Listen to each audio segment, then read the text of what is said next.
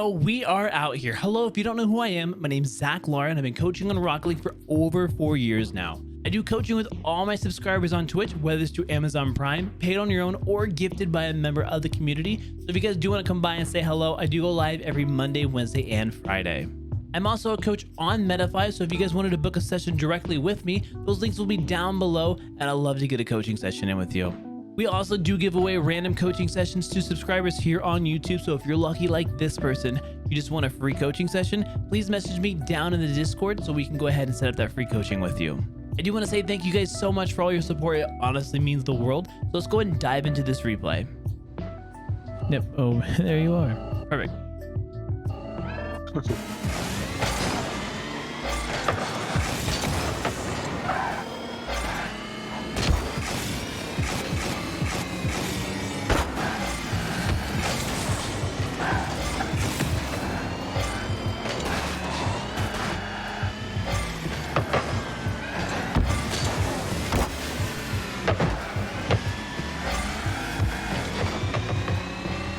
What is our thought process here?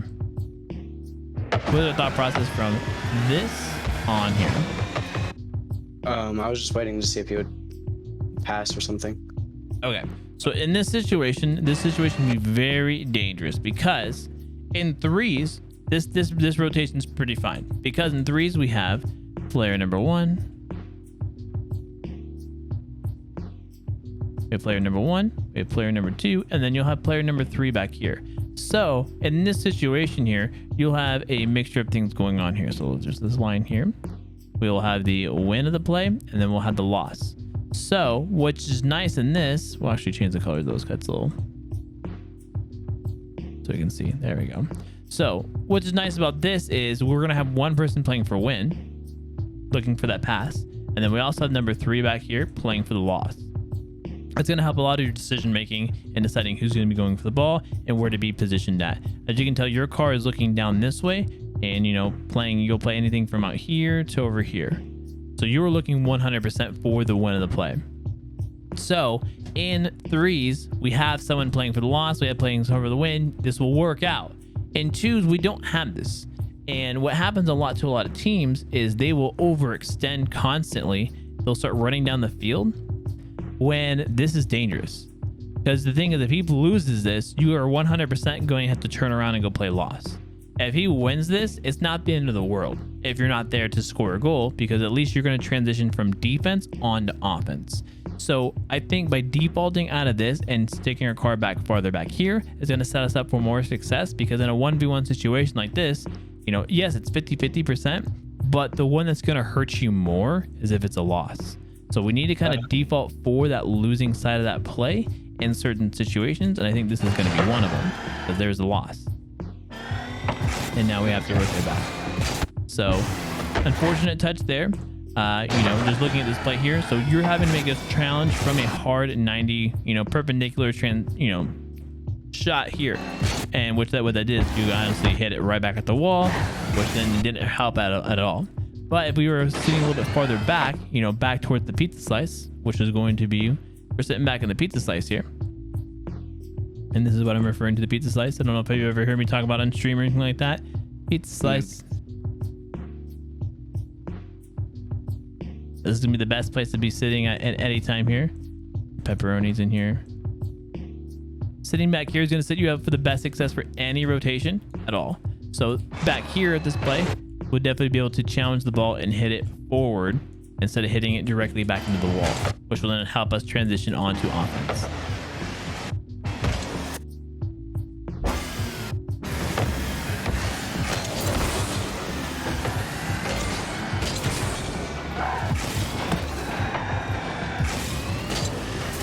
So in another scenario, we did go extend for the boost right here. I'd rather you stick with these boost pads here that are going to be sitting around the net.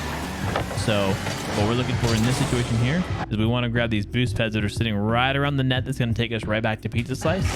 But as you can see, we did rotate through the back post, took a bite of just the crust of that pizza, and that's going to set us up with this angle. You see how we can see everything down the field. Our hit is going to take it down the field, and hopefully, with good touches, going to transition on us to offense. Okay. So in this situation here, what is our thought process? You know, with this hit here and from here, what is our thought process?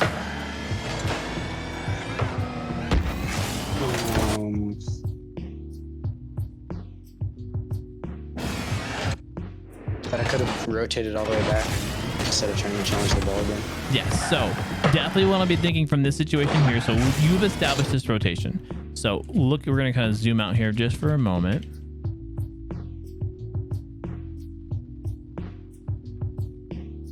Okay, so established has been rotated. You guys are rotating, you know, clockwise. Sorry, counterclockwise. So you guys are rotating counterclockwise here. Delete the pizza, big pizza. You guys should be rotating through the net like you just did, rotating out here, but then we should be coming back this way. So a good rotation through the net is going to be rotating through the net here, rotating out, getting boost pad, boost pad, boost pad, pizza slice. So that should be our constant rotation every single time.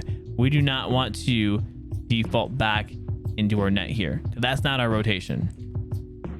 And that's exactly what you guys both did here. So now you guys are both sitting front post. And so what that does here is that makes it really awkward on both of you guys, because now your teammate right here has the better angle here. He's coming through here and he's looking for that same angle that you just had before. But since you're coming in like this can cause a lot of issues, because with this play, when this unfolds, is that bump can definitely happen there constantly. And you can't see him because your ball cam and everything's focused on Obi-Wan Kronovi and the ball. So with this play happening, we definitely want to set ourselves up for success. And by rotating out of the play, instead of lingering here and then potentially running into that demo there or that bump on our teammates, we definitely can avoid that just by rotating out of the field and setting ourselves up for success after he makes his play here. Yeah, I'm definitely used to playing clovering people where I have to like be able to go back all the time. For sure. Okay, so what are we looking at from here on?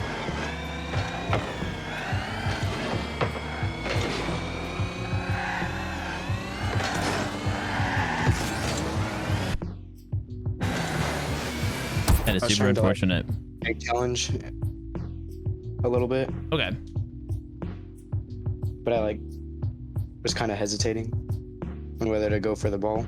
For sure. So a big diamond 3, and I've been doing coaching for 4 years. Big diamond 3 thing I see is hesitating as first man. We want to get rid of that. And that's going to help out tremendously with your rank. I can tell you that right off the bat.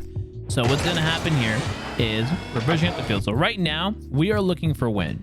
And again, we want to get in the habit of looking for the loss. So the loss is always going to be to that, the losing side of the play. So win, loss. So unfortunately, you got orange and orange here. They're rotating poorly. They're rotating front post. And then you got blue rotating. So for the likelihood of this ball going this way, it might be a little bit higher than none because of the play. But we do still want to focus on the losing side of the play. So right now, you're definitely looking for a win. Let's definitely get you over here and looking for loss. So just slide you over, focus on that loss of the play here. Because as you can tell as the play unfolds, it was a loss. You know what I mean? Teammates already rotating out, and that's good. This is what you want from your teammate, is to be rotating out of the play. Because as soon as your teammate rotates out of the play, that gives you clearance to go for the ball, to make a hard challenge, to go head first into the challenge. That's the thing, is exactly what we're looking for. You are not the goalie in this situation. And that's kind of a big thing we kind of got to understand, is we have 1, 2, and then you don't have a third man. So this is 3. He's third man.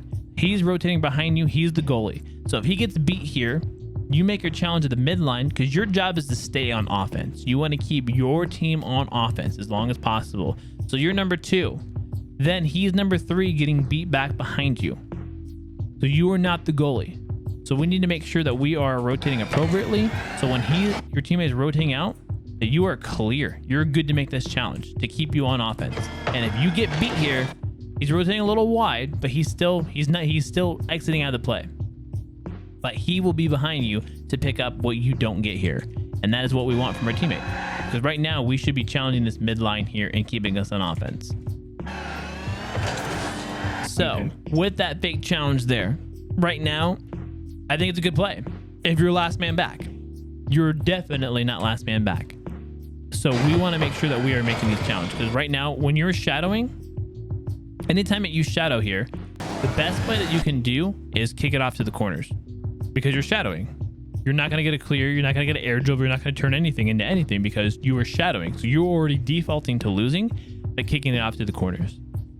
When you go to shadow the ball, it is like the best thing that you can do in the worst case scenario. Your teammate's overextended, your teammate got demoed, it's a 2v1 situation, and you're just kind of like, I just need to stay alive. You know what I mean? So shadowing is a really good tool to use, and it's very useful in some very sticky situations. We do not want to default to shadow because that's when this situation here is going to happen constantly. Your teammate, we're going to go to your teammate's point of view because I definitely want to see what they're seeing this whole entire time from this play as well, and that's what kind of like puts things in like really good perspective, is watching how things are unfolding.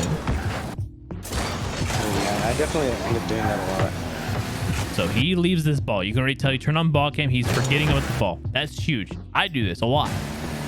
So he rotates all the way to the outside, a little wide of rotation, but he's watching the play. He's not cutting you. He's playing for your loss. Like you can tell, like look at his card. He's 100% playing for your loss, and that is what we want you to get in that habit of, is playing for the loss. He's not looking at win. He's not looking at anything. He's looking for loss.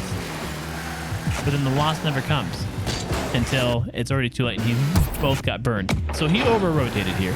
He definitely cut the net short. He didn't go to pizza slice. And this is why we also go to pizza slice every single time. So when we go to pizza slice, that sets us up for the best opportunity, the best saves. Because honestly, if he's in pizza slice, that's savable 100%. So he over rotated.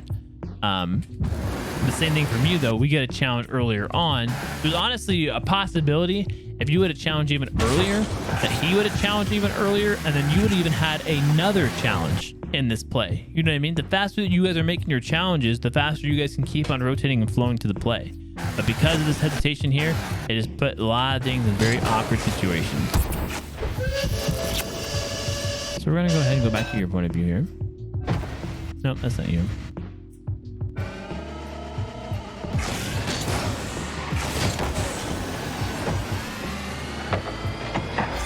I like it. Very, that's a higher tier play. I like that. You didn't go for the 100 boost. You go to the pads, you rotate back. I wish you kind of would have checked where the ball was at just a little sooner because it kind of seemed like you were trying to find out what's going on. But yeah, definitely like that boost pad rotation there.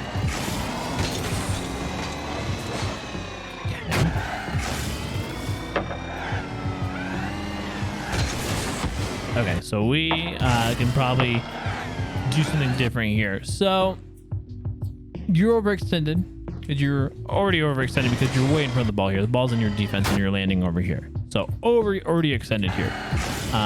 Especially with your teammate still kind of be on that backboard, I would like you to get back. If your teammate was in a good spot and you could pick this up, I think maybe, I don't know. I would honestly prefer you to still go back to back post. Like your thought process right now should be going to pizza slice. Focus on that pizza slice. Pizza. So then he can go because he's technically first in front of you. So if you believe that you can get a good touch here and do something like that, I would go for it. If you have to make a 180 turn here and do this is where we're gonna get in trouble because now you just overextend yourself again and you didn't even touch the ball. I don't think you did. Now I just saw your teammate pop there for a second. Now you guys are both overextended and it can just get super sticky. I would prefer you just to go ahead and rotate out of the play and then just set yourself up for success. Pizza slice, perfect. Good rotation to the net. Set yourself up for success again. I'm telling you, like every time you go to that pizza slice, I'm going to make mention of it because it definitely is just going to set yourself up for the best hit possible. Teammates overextended, so that is super unfortunate. And he goes for the touch.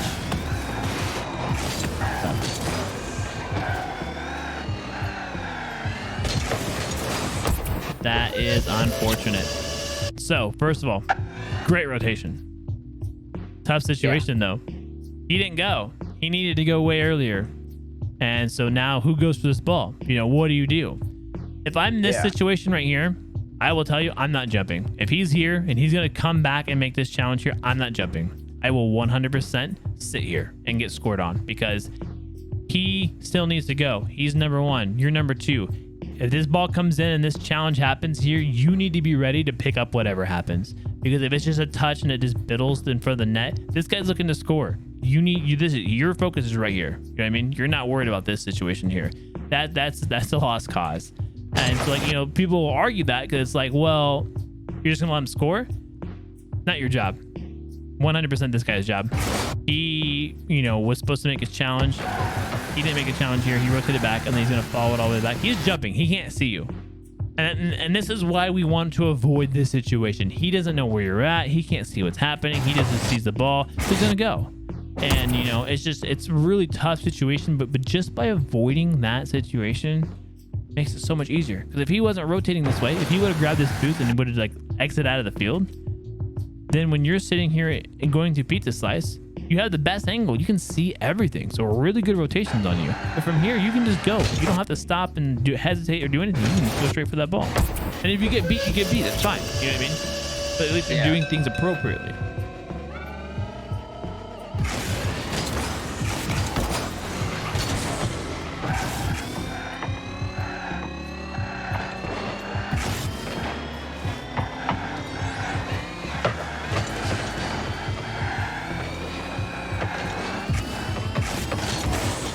I like that better. That's better play.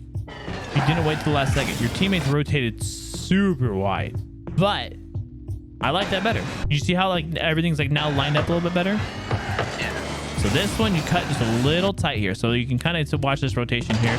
You see how you kind of come in a little tight. You're kind of focusing on win, getting kind of excited here. You're looking for win here. You're using boost to stop using boost to see what happens. To now you're looking for look where your car was angled at this point here. Yeah. Car's looking mad wide to the right, and it's a 1v2 situation. Higher percentage plays, this ball is not going to get past him from the net. So we definitely want to put. Now you're looking at loss. So I can tell you, just by focusing on the loss more, you're going to set your car up for success.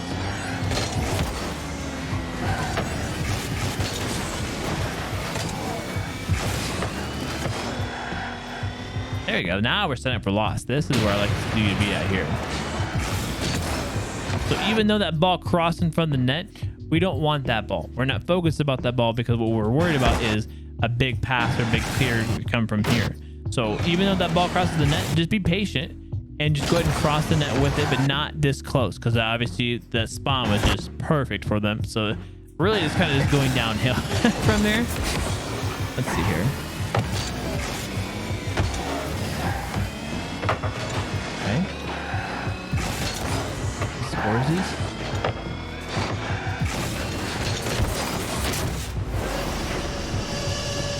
Okay, let's see what happens. So, big play. He pulled 2 players with this play.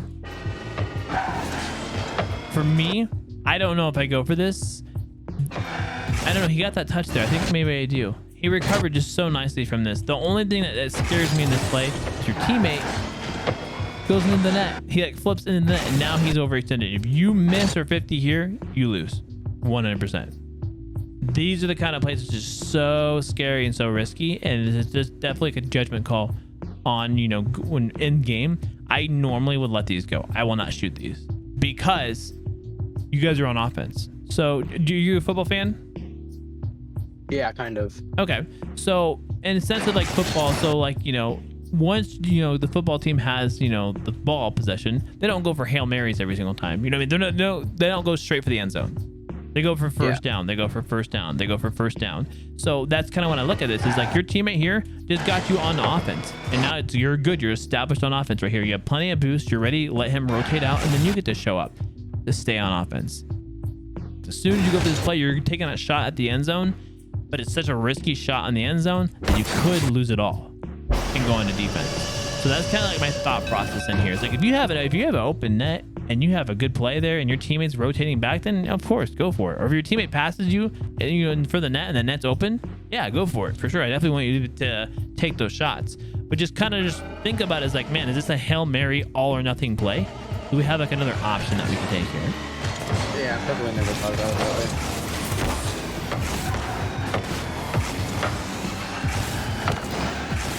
Massive clear. Way to take possession. That's huge.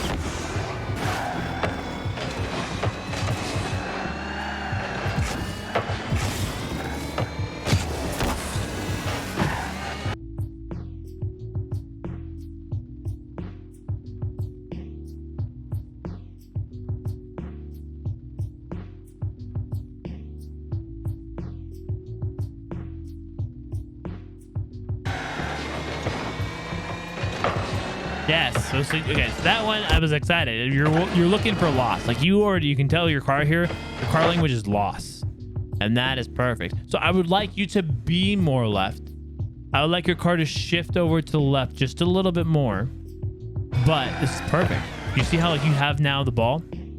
Yeah. So with your car being shifted over to the left though, what that will help in this situation is because now you will be on this side of the ball. So when this loss happens, you actually can see the net here. This is where you'll see me on stream do all my ground to air dribbles and all that kind of stuff, is because I'm setting myself up for success. You did the same exact thing here, which is perfect. This is why you have the free ball. But when you get to this ball here, you're already so far mid that that angle and whatever you have to do is just going to call for more mechanics. You know what I mean? Unless you take it up the wall and you go do something up the wall and come over. But you know what I mean? I just like really just like giving myself just the best angle and opportunity for that. And the thing is, I'm going to play for loss. I'm 100%. You know, this situation here is 1v2. The higher percentage play is he's going to lose, which is fine. I mean, you can't expect your teammate to 2v1 everyone. You know what I mean? Higher percentage play is the pass isn't coming. So I'm going to default for loss. And then I'm going to pick this up for free, which is exactly what you do. You didn't bang it away. You didn't do anything like that. Nice chip. Nice shot on target. That is huge. You make one person jump and another person jump. You did your job. 100%. You succeeded. It's a great offensive play here. I'm going to see if you rotate out.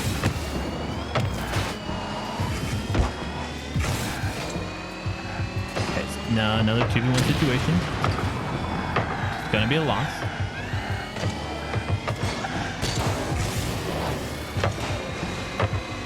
So that is, if you can communicate that you're going for this to your teammate, you go for that.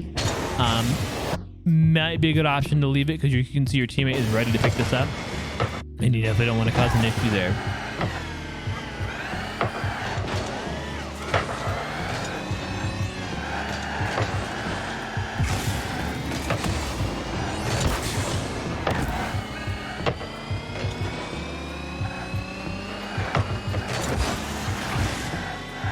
Okay, so this situation here, I know this is going to seem a little awkward, but as soon as you realize that this is the post has been established, we do need to kind of want to think about getting to that back post.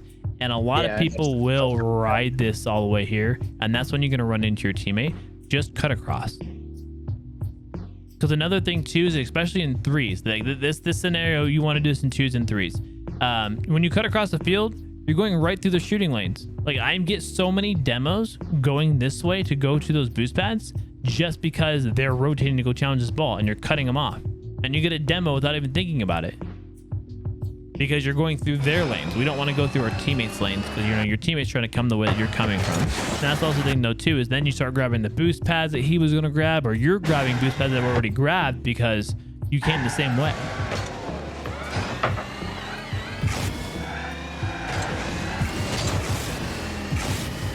Way to back off then. That was huge.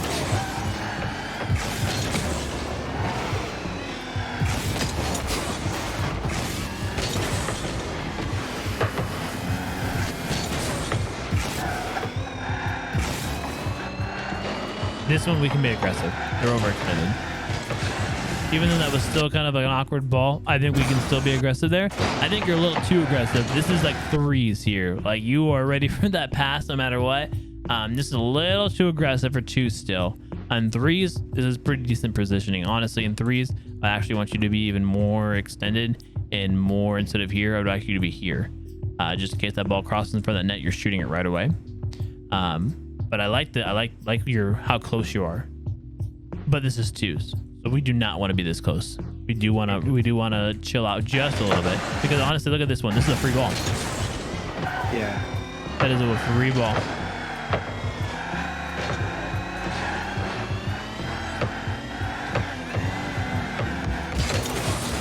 So we got quite a bit here happening. So definitely going to tell on that hesitation.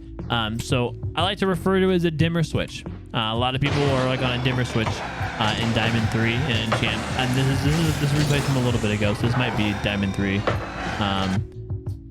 But like I can just looking at your movements here, a lot of hesitation. And like I said, I like to refer to it as a dimmer switch because instead of just being on or off, instead of you saying yes, I'm going, and that's going to be my decision, I'm going to live with it.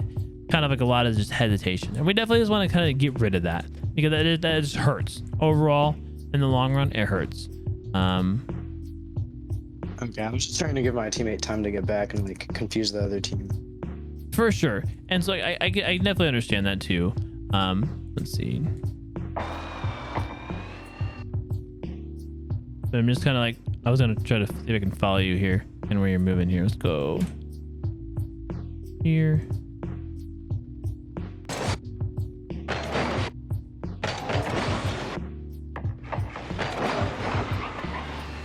Go too far back. Okay. So here.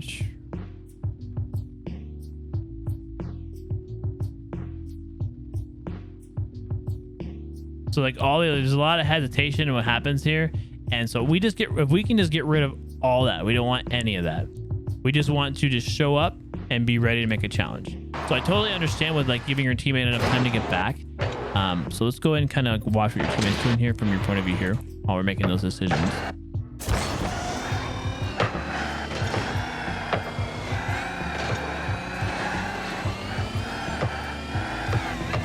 Teammate almost now your teammate actually right then rotated out, which is super unfortunate. But what I recommend that we would do here is from here, park your car right here. I'm actually going to hold my camera. I'm actually going to stay right here. Free ball. That is what I'm looking for when I'm playing. You know, because like I said, you're not defense. You are not defense. You are on offense. So as soon as we make this rotation around here, instead of trying to move around in circles, I'm waiting here. Oh, that's mine. And you take that all day. That's a free ball all day. Because we're just going a bunch of this and like this. Well, you know, even though it feels like, hey, I got to keep on moving. I got to keep on moving to keep my wheels moving. That's not helping. You know what I mean? Anytime you go around this way, this isn't helping. And then we make that challenge there and come back around this way. And it's not helping. It's very unfortunate. And they overextended on this. So that's huge on you guys here.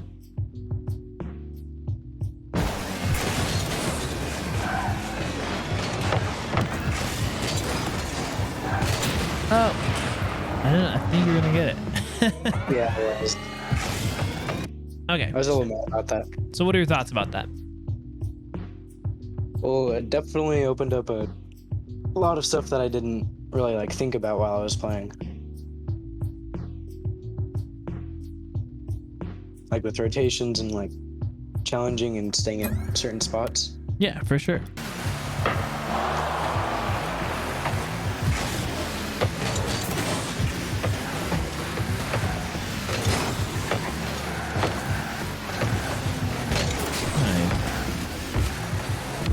But it's slowed down. So this play here, this is dangerous. You want to be very careful 50ing at mid, because when you do 50 at mid, I will look for this. This is me. I will look for this and I will try to 50 it into your net, because when this challenge comes from this side and then you're challenging it from this side, your whole open angle for that 50 is to go this way. So from anywhere from like right here to here. And that's your net. Your net's over here. So you really want to be very cautious when you can, when you're dribbling out from here, is to be very careful of this, because yeah, this is going that way for sure. Try to default to this side over here. So if this goes up the wall, this goes this way, we're fine. We're fine with everything over here. So that's fine. We don't want it to go over here.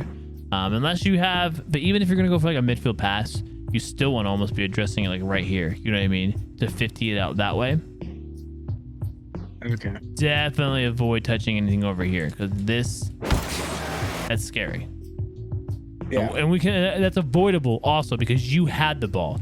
It's not like you raced to the ball and you couldn't get there in time. Like you have ball possession here. And so that little like last little maneuver there. So right here, we got the boost pad here. This little thing right here to put it on that side. Let's avoid that. If you're on their side of the field, oh yeah, 58 into the net all day.